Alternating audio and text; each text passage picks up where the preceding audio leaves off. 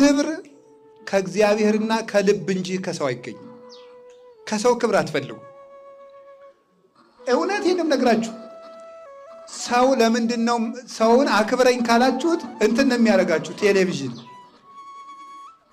ለምሳሌ ቴሌቪዥን ማለት ቴሌቪዥን እኔ ስፈልግ በሪሞት ኦን አደርገዋለሁ።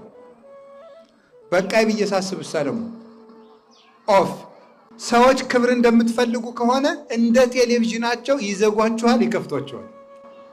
የሆነ ሰዓት እኔ በጣም ነው የማከብርህ ብለው ፍንክንክ እንድትሉ ያደርጓችኋል።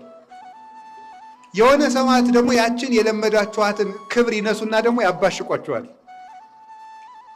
አሁን ወንዶችም ለሚስቶቻችሁ አንቺ ልጅ እኔ አክብሬ ብዬሻለሁ አይባልም።